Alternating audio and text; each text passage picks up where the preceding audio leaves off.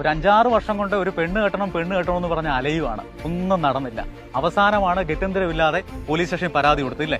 നിനക്ക് നല്ലൊരു പെൺകൊച്ചിനെ കിട്ടുവടാ, ദൈവം അനുഗ്രഹിച്ച് തരുവടാ, എവിടുന്നേലും കിട്ടും, വിഷമിക്കണ്ട. നിനക്കായിട്ട് ദൈവം എവിടെങ്കിലും കുറിച്ച് വെച്ചിട്ടുണ്ട്.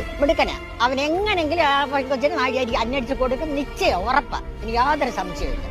അവൻ തൊഴിലുറപ്പിന് പോകും, ഭാഗ്യക്കുറി കച്ചവടമുണ്ട്, പിന്നെ പെൻഷനുണ്ട്, പത്ര ഐഡിയിലുണ്ട്. ഒരു പെങ്കൊച്ച് വന്നാൽ പട്ടിണി ഇറക്കാൻ കഴിക്കാനാണ് പലയിടത്തും നമ്മൾ പറഞ്ഞു. പക്ഷെ എന്തോരം ഒന്നും ഒക്കാത്തതുകൊണ്ട് വേണ്ടിയാണ് കടക്കൽ പോലീസ് സ്റ്റേഷനിൽ പരാതി നൽകിയത്. അപ്പോൾ ഒരു കല്യാണം കഴിക്കണമെന്ന് ആവശ്യപ്പെട്ട് ഇത്രയേറെ പരാതി കൊടുത്തൊരു യുവാവ് ഇതാദ്യമാണ്. ഇത്തരം ഒരാളെ കാണുന്ന വേറെ എങ്ങും കൊടുത്തിട്ടില്ല. കടക്കൽ പോലീസ് സ്റ്റേഷനിലും മുഖ്യമന്ത്രിയിലും പ്രധാനമന്ത്രിയിലും മന്ത്രി സെഞ്ചൂരാണിക്കും കളക്ടർക്കും പഞ്ചായത്ത് സെക്രട്ടറിക്കും പരാതി കൊടുത്തിട്ടുണ്ടല്ലേ?